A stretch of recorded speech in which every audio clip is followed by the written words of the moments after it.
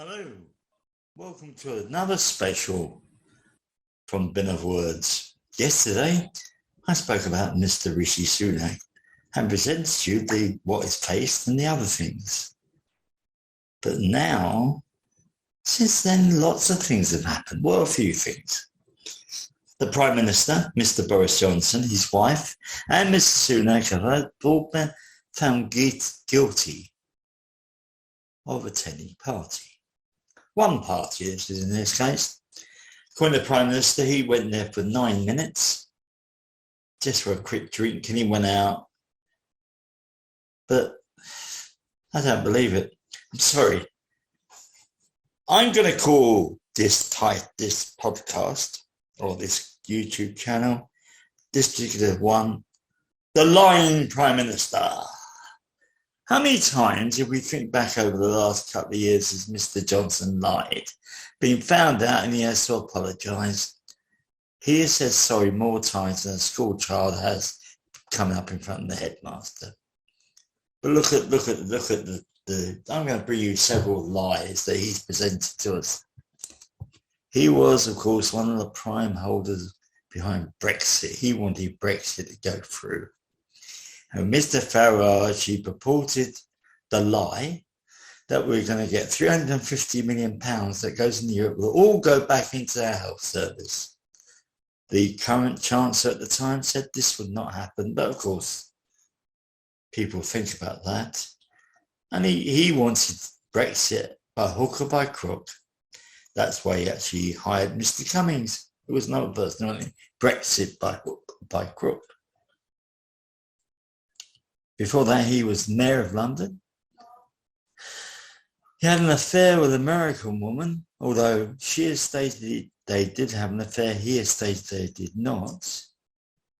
But according to one witness who was one of the trade missions, he brought her along and he couldn't understand why this woman was attending a trade mission. And later on, when there was money that was assigned to British companies, she managed to get some of it, and I'm pretty sure his word carries some weight.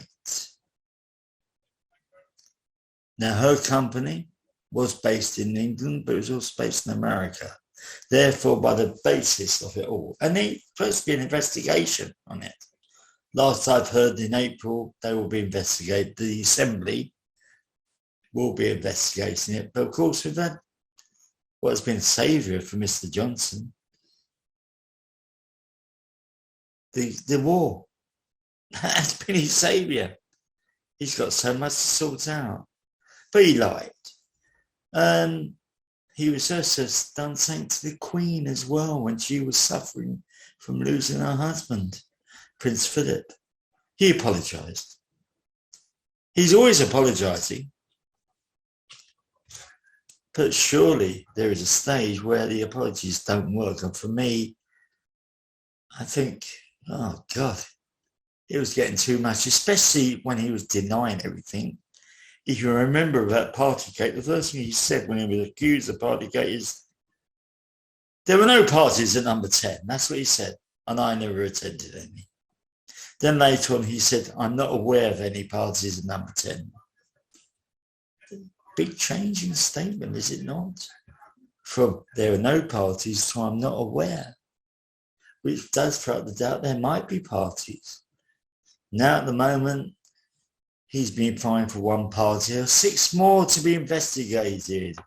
And the one I'd like to have an explanation from, which I don't think we're going to get, is the picture of him in the garden with his wife.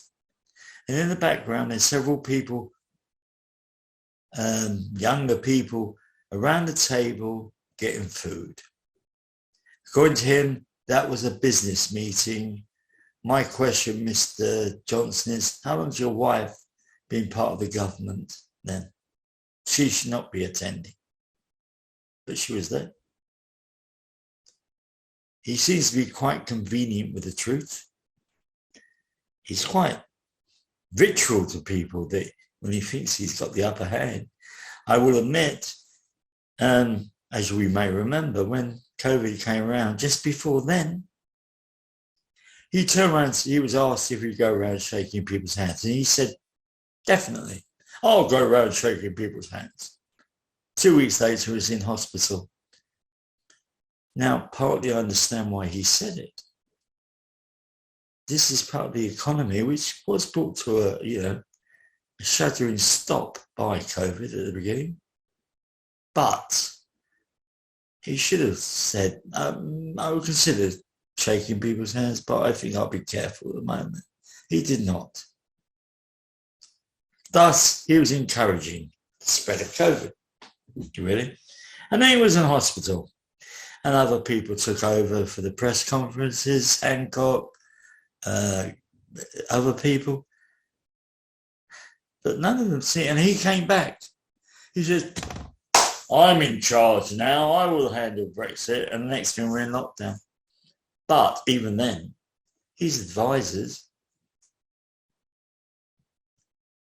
would say to him something and he wouldn't follow. He was very hesitant. When he wants to come out, he wants to come out now. And still he wants to come out. We've now got the fourth strain of COVID. And it seems like for the rest of our lives, well, my life, there will be strains of COVID. What do we do? I don't know. But I will always advise caution. He has not. I will mention something I mentioned yesterday. Now, Lord Gate, if that's how you pronounce his name, I'm not sure, who's Mr. Johnson's independent ethics advisor. It so happens that Lord Gate is independent. He doesn't belong to a party. He's of the House of Lords. Before that, he was the Queen's personal private secretary for 10 years. And he's held a few other positions. But he's the Prime Minister's personal ethics advisor. And yet, how many times has Mr. Johnson listened to an ethics advisor? Before Lord Gate came into position, the previous holder had to investigate Priti Patel and the accusations about her bullying staff.